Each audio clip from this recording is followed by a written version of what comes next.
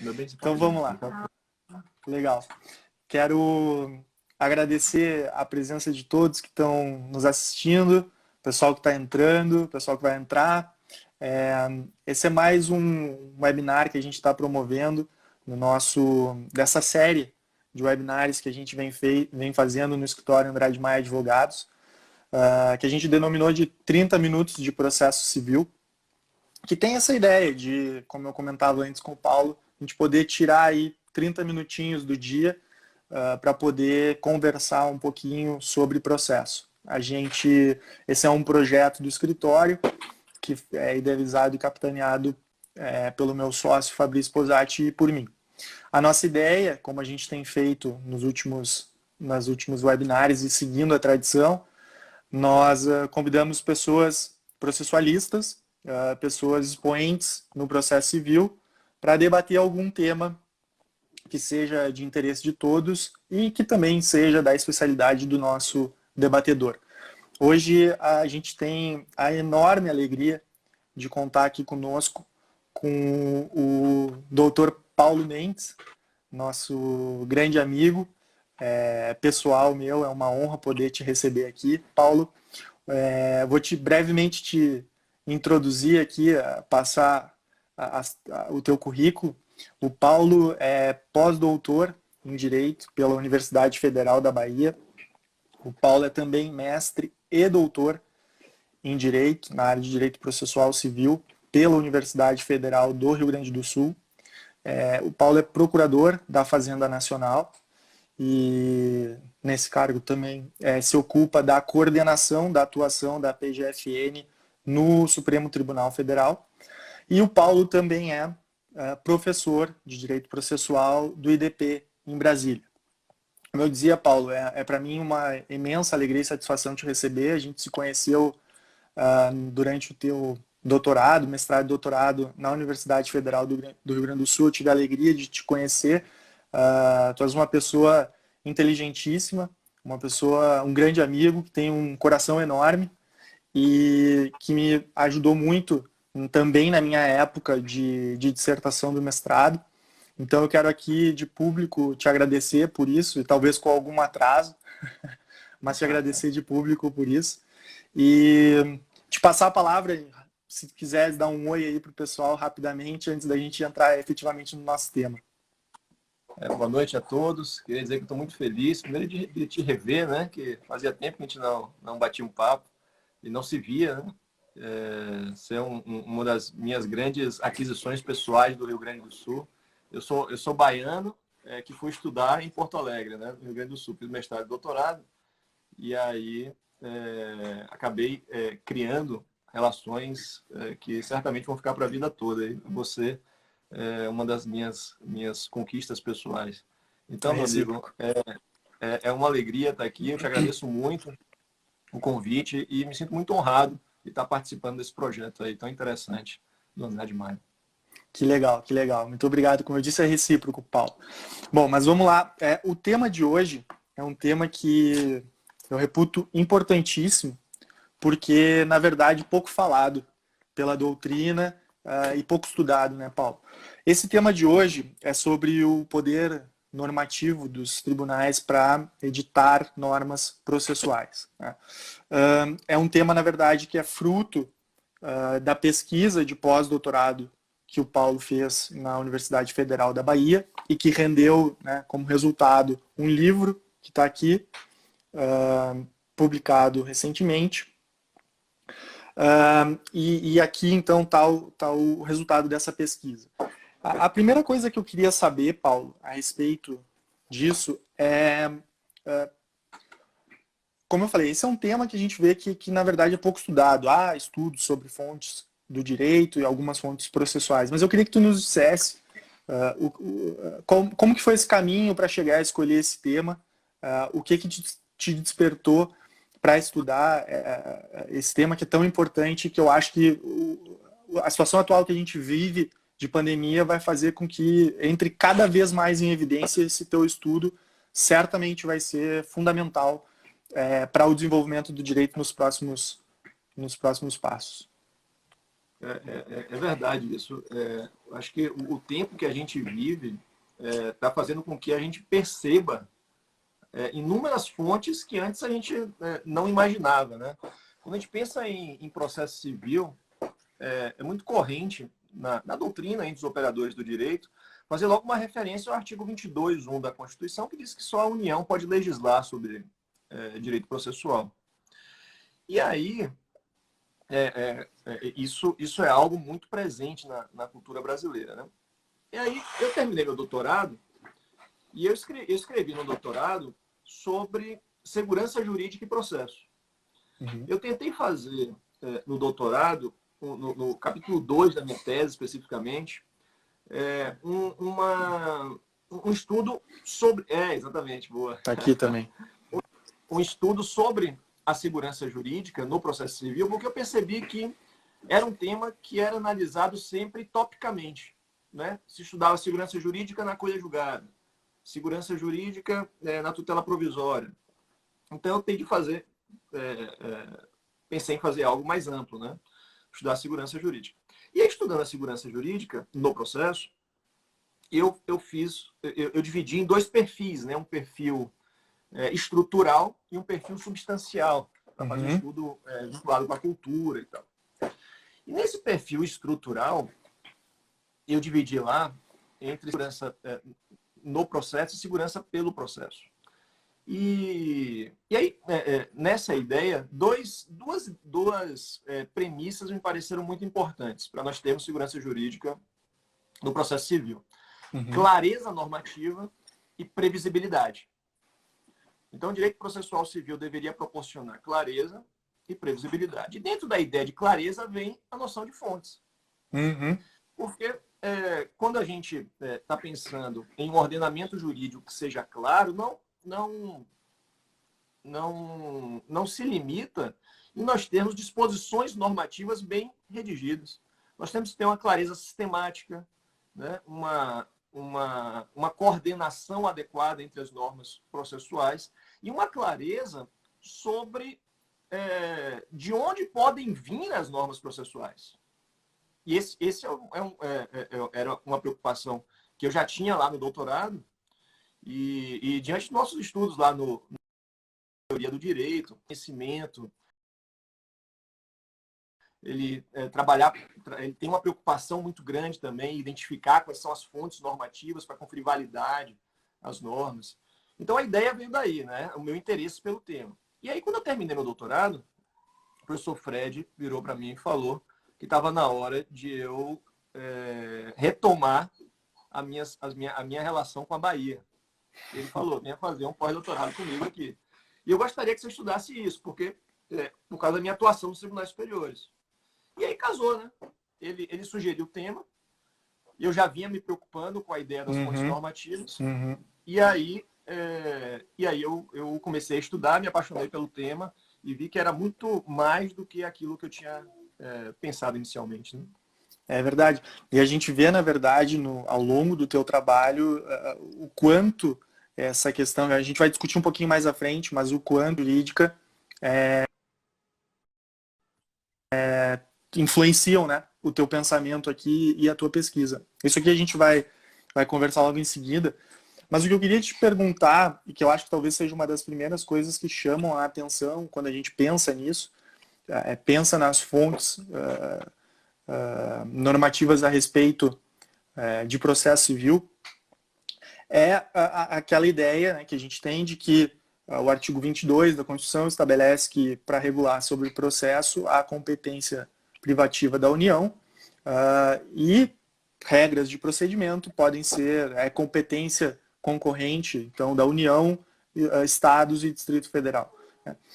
Como é que, acho que a primeira pergunta que vem nesse ponto é, como é que o poder dos tribunais, dos regimentos internos, se encaixa nessa estrutura constitucional de divisão e de competências para legislar a respeito dessas situações? De onde vem essa possibilidade dos tribunais?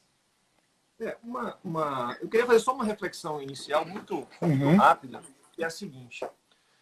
Quando a gente pensa nas fontes do direito processual, parece que a gente tem que fazer uma primeira reflexão de nós pensarmos qual é o modelo de ordenamento jurídico que nós queremos para o Brasil. Será que nós ficarmos atrelados a fontes normativas tão rígidas e pouco adaptáveis é algo aderente a uma ideia de segurança jurídica? Principalmente se a gente pensar na ideia de segurança como clareza, como cognoscibilidade. Será que a gente não deveria ter fontes alternativas um pouco mais dinâmicas para fazer frente às necessidades ou mesmo peculiaridades locais? E aí a gente começa a refletir sobre isso e também vem à mente a ideia de que nós estamos diante de um ordenamento jurídico cada vez mais aberto, com cláusulas gerais, conceitos jurídicos indeterminados. E a pergunta que vem é a seguinte: será que essa abertura da textura normativa deve proporcionar um vazio normativo? Ou, ao contrário, ele deve significar uma abertura para fontes mais dinâmicas do direito processual? E aí, a partir dessas reflexões iniciais, eu comecei a amadurecer a ideia se nós não poderíamos distinguir poder legislativo de poder normativo. Será que o poder normativo ele está totalmente contido no poder legislativo? Só para dar um exemplo, na Constituição de 67, o Supremo Tribunal Federal tinha um poder normativo muito grande do seu regimento interno. Só que ele não tinha poder legislativo. Se nós olharmos as fontes do direito processual, e aqui fontes que não têm maiores discussões, a gente vai ver que nós temos um leque enorme de fontes, além da lei federal. A gente vai ver, por exemplo, que a Constituição é fonte do direito processual, a lei federal, as leis estaduais, em alguma medida. Tem uma tese da professora Paula Sarno Braga que trata justamente desse assunto, a possibilidade das leis estaduais editarem normas processuais. A gente vê hoje os precedentes judiciais ocupando um espaço muito significativo como fonte normativa, negócios processuais. A abertura que o 190 trouxe possibilita que a gente tenha regras processuais sendo editadas por negócios processuais.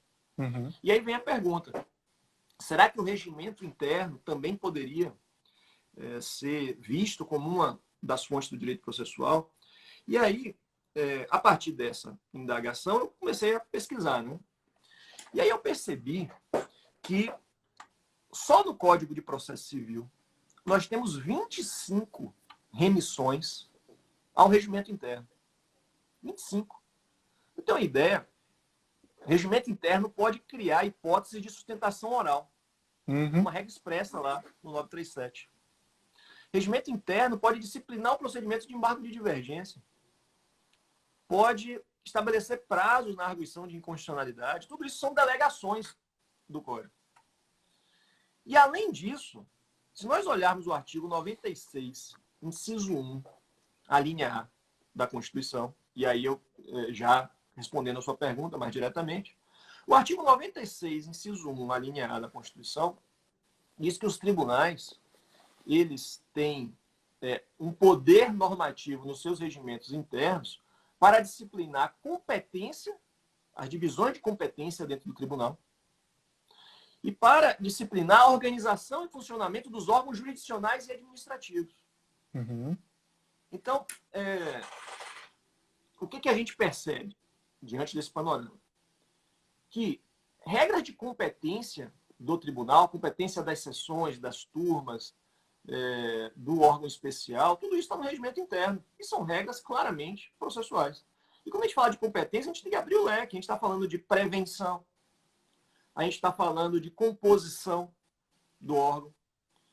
Então, de substituições, e tudo isso são regras processuais que podem influenciar diretamente no acesso à justiça, no princípio do juiz natural.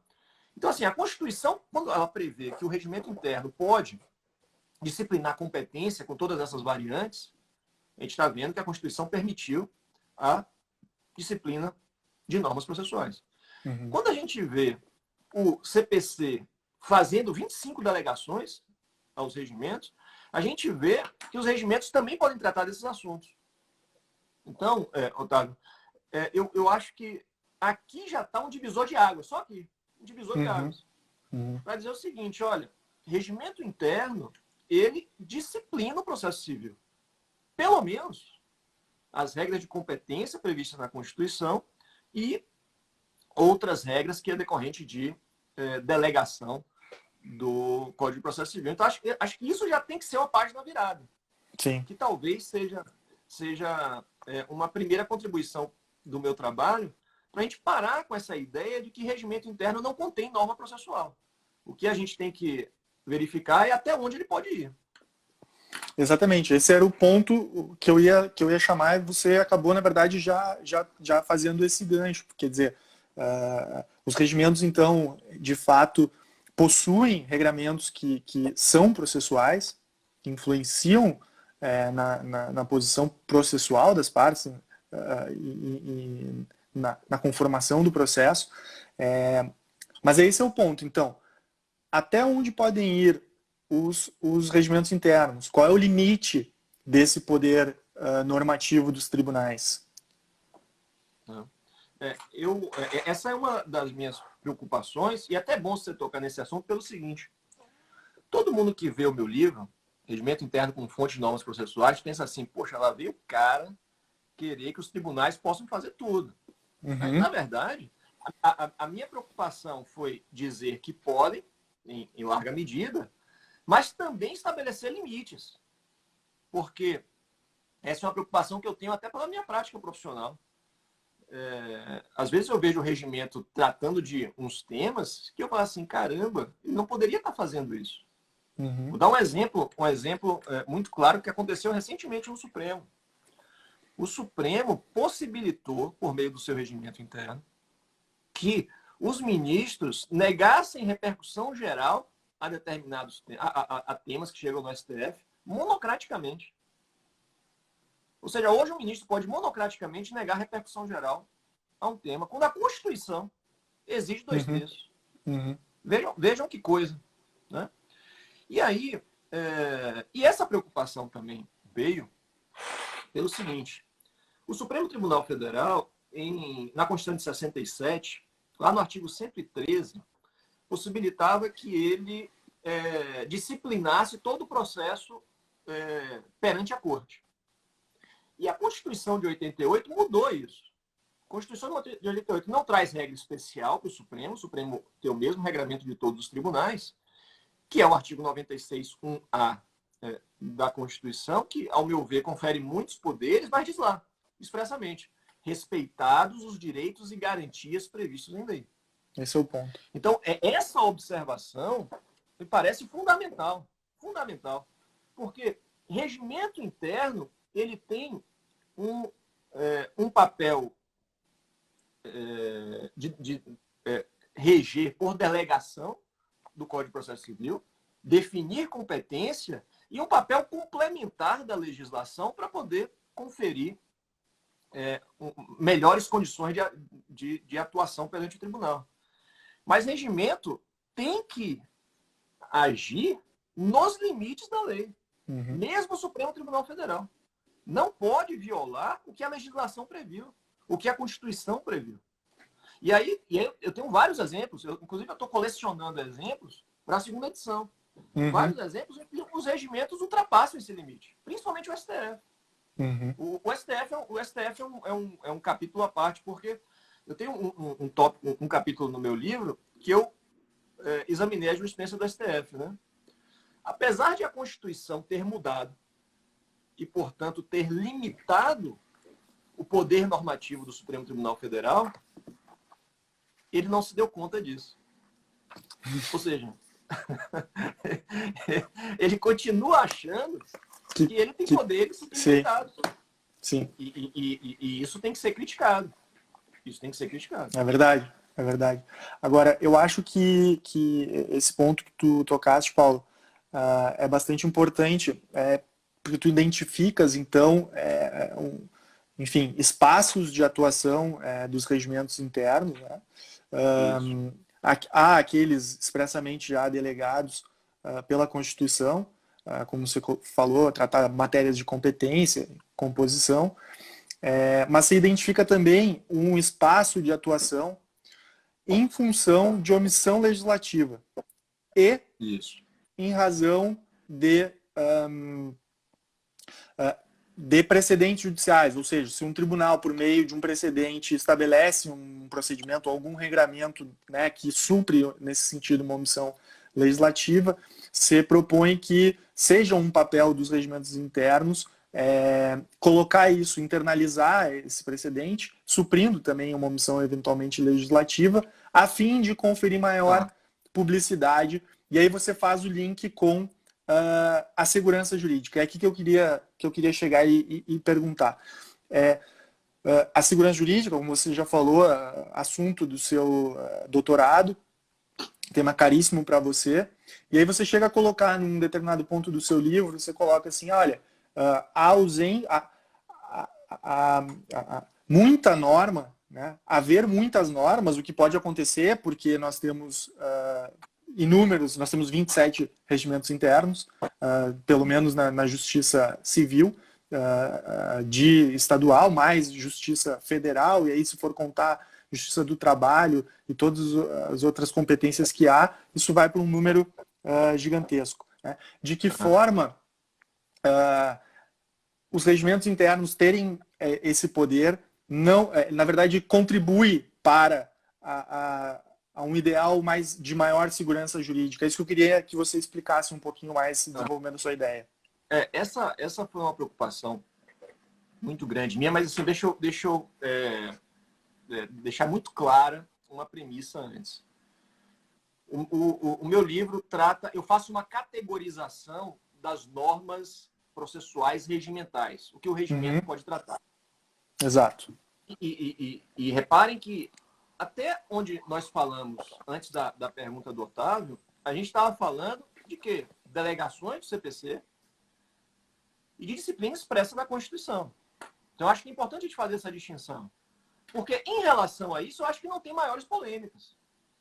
Então, a gente já parte daqui. O regimento rege o processo civil brasileiro nesses termos. Tá? Agora, podemos avançar, e essa é a sua pergunta. E aí, no meu livro, eu lanço essa proposta, que o regimento interno ele pode cumprir um relevante papel de complementação da legislação. Veja, por exemplo, o artigo 942 do CPC. Essa eu acho uma contribuição excelente sua. Uma ampliação do colegiado. O que é melhor do ponto de vista da segurança jurídica? Nós não termos disciplina sobre o tema, nós aguardarmos longos anos a jurisprudência definir cada detalhe, porque é cheio de polêmica aquilo ali. Ou o legislativo também, né? Ou levar anos também. Exato, ou legislativo. Ou é melhor que o regimento interno traga essa disciplina e defina esses temas, claro, com absoluto respeito à legislação e à Constituição. Então, e a partir dessa constatação, me pareceu que a gente poderia dar um passo adiante para dizer, olha, os regimentos também podem ocupar um papel de complementação legislativa, de integração da legislação. E aí veio a preocupação, né? E é uma preocupação, eu já ouvi muito isso do professor Daniel Mitidiero, que ele, não sobre o tema especificamente, né? Mas, por exemplo, a gente conversava muito sobre o direito argentino. O direito argentino, a gente sabe que não há uma unificação do direito processual argentino. E isso acaba gerando uma pluralidade de ordenamentos jurídicos dentro da Argentina que gera uma certa insegurança. E aí o professor Daniel já tinha me chamado a atenção para isso, a preocupação dessa pluralidade de disciplinas nos tribunais. E aí, por isso que eu enfrentei o tema. Então, eu abri um tópico para falar, né? A segurança jurídica e essa potencial insegurança. E aí, pareceu-me, eu tenho essa ideia, depois da pesquisa, que é conciliável com um corpo único, com o regime nacional processual que nós temos, com possibilidades pontuais de complementação. Claro, com esse respeito. Né? E a partir de então, nós possibilitarmos uma maior segurança e um melhor acesso à justiça diante dessas disciplinas pontuais. Claro, sempre com a possibilidade de uma revisão por meio de precedentes. Se os precedentes vierem em sentido diverso, os regimentos têm que se adaptar aos precedentes. Se a legislação vier em sentido diverso, o regimento tem que se adaptar à legislação, inclusive o regimento do Supremo Tribunal Federal. Exatamente. Eu acho que essa sua ideia é uma grande sacada, na verdade, e o exemplo, você dá vários exemplos de omissão legislativa, demonstrando o quanto seria profícuo que os tribunais determinassem, fizessem regramentos específicos em diversos exemplos, mas eu acho que você inicia com um exemplo que você referiu aqui, que é o procedimento do 942. E inúmeras questões estão ali colocadas que poderiam ser melhor tratadas e que, na verdade, dizem até respeito a questões de garantias processuais mesmo. Por exemplo, juiz natural. Quer dizer, estabelecimento prévio de quem serão ou quais os critérios de seleção dos desembargadores que se comporão o julgamento estendido. Né? Então eu acho que assim, realmente são pontos importantíssimos e fundamentais, e aí acho que o fechamento da sua ideia de que é importante ter regramento, é melhor ter do que não ter, e caso haja modificação, que os regimentos se façam a adequação sem prejuízo aos atos que foram praticados com base nele. Isso aí eu acho que esse é um ponto fundamental, eu acho, do seu livro, da sua conclusão. Vou deixar você falar sobre isso. Esse ponto que você pegou aí, eu gosto muito disso, porque a partir do momento que a gente tem essa percepção e leva isso a sério, os regimentos acabam funcionando, em alguma medida, como uma espécie de norma de transição. Né? Uma norma de transição, porque ele está aguardando uma regulamentação por lei federal, que ele tem que se adaptar, ou pelos precedentes, conferindo segurança jurídica naquele meio tempo. E a gente tem que levar isso a sério, por quê? Porque eventual consolidação jurisprudencial posterior, eventual modificação legislativa, não pode desconsiderar as relações jurídicas estabelecidas em confiança ao regimento interno. Exatamente. Esse é um ponto fundamental. Eu acho uma conclusão espetacular da sua pesquisa. Paulo, a gente está se encaminhando para o fim. Eu quero fazer uma última pergunta. Se a gente passar 1 ou 2 minutinhos, não tem problema. Que diz respeito, eu acho que tem bastante a ver com a situação que a gente vive atualmente, que nessa situação de pandemia, e que cada local, perdão, cada tribunal, cada estado e às vezes até cada região dentro de um estado está vivendo uma situação diferente da pandemia e precisa se adaptar a essa situação. E aí a gente tem visto, nesse sentido, muitas resoluções de presidentes de tribunal. Teve até resoluções do CNJ para tratar, por exemplo, da uniformidade da questão dos prazos, mas a gente tem visto muitas resoluções de presidentes de tribunais, tratando seja disso, de que, claro, tem questões administrativas, efetivamente, de funcionamento do dia a dia do tribunal e dos funcionários, mas tem coisas envolvendo prazos processuais, realizações de audiências, modo de realização. E a gente vê que, às vezes, é difícil de acompanhar, dada essa proliferação de resoluções em todo o país. Eu queria saber como é que você vê isso, assim, como é que você vê essas questões e até questões processuais sendo tratadas por resoluções. E esse é um tema que eu venho refletindo bastante, inclusive depois que eu publiquei o livro, né? Porque a minha ideia inicial, inclusive eu tenho um tópico no livro para falar sobre isso, é que pelas minhas premissas, como eu passo do 96.1A para falar dos regimentos, as resoluções elas estariam, em alguma medida, vinculadas a esse poder normativo, de maneira que elas poderiam, para inovar na legislação processual, elas teriam que ter uma ratificação do plenário, né, uma incorporação ao regimento, ou então ou então fossem resoluções para dar publicidade a precedentes ou mesmo a normas regimentais. Eu tenho refletido muito sobre isso agora, nesse ambiente pós-pandemia, que a gente tem que se repensar, Otávio, claramente, essa ideia das fontes normativas, né?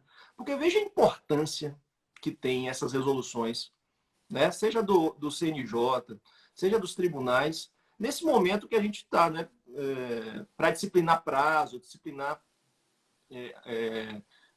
abertura de trâmite do processo, abertura de tribunal, que acaba afetando o direito de acesso à justiça, pode afetar prazos prescricionais. Então, eu confesso que eu estou cada vez mais tendente a aceitar essa maior dinamicidade das fontes normativas do direito processual para atuar em situações excepcionais e para Isso é atuar fundamental. em situações de omissão legislativa. E aqui nós vamos ter um incremento de cognoscibilidade do direito e, portanto, um incremento de segurança jurídica. Agora, nós temos que pensar como nós vamos fazer isso, porque esse exemplo que você deu acaba gerando uma insegurança. Então, talvez seja interessante haver uma uniformização dessa disciplina, para você não ter disciplinas diversas a depender do município que você está, né? Depender da região que você está, porque isso acaba gerando uma insegurança. E eu vi que o Cabral entrou aqui, né?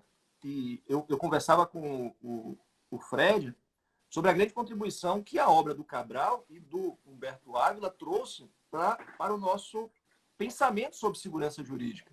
Né? Sair da ideia de que segurança jurídica é sinônimo de estaticidade, né? de imobilidade, para que a segurança jurídica seja pensada em um ambiente de adaptabilidade às mudanças, né? De suavidade na mudança e, portanto, uma ideia de segurança, uma perspectiva dinâmica, né? E não estática. Perfeito. Acho que dentro disso cabe falar também a respeito da ampla publicidade dessas resoluções, de que elas sejam muito publicizadas, de fácil acesso para as pessoas, para as partes, para os advogados, para os jurisdicionados. Acho que isso está aí também dentro desse ideal de cognoscibilidade do direito, né? De facilitar o conhecimento das regras do direito. Mas, Paulo, a gente chegou aqui no tempo que a gente se impõe. E eu quero dizer que é realmente uma honra poder conversar contigo, é muito bom te rever, ainda que à distância. Espero que logo, logo a gente possa estar se conversando presencialmente.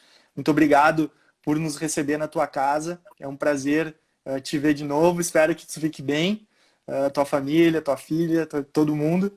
E é isso, foi um grande prazer conversar contigo, muito obrigado. Eu quero dizer também que foi uma alegria para mim, uma honra muito grande participar desse projeto, uma alegria te rever. Quero fazer um registro. Você foi muito importante quando eu escrevi esse livro, porque eu tenho um capítulo sobre o direito norte-americano, que a Suprema Corte norte-americana tem um papel importantíssimo no regulamento de regras processuais, e você era o cara que eu conhecia e que eu conheço, que mais conhece o direito americano. Então, fazer esse registro público aqui, o Otávio me deu os caminhos, eu fui no rastro que ele me deu e saiu uma coisa bem legal. Então, amigo, muito obrigado. Alegria estar aqui com você. Legal, Paulão. Um grande abraço. Fica bem. Valeu. Abração. Tchau, tchau. Tchau.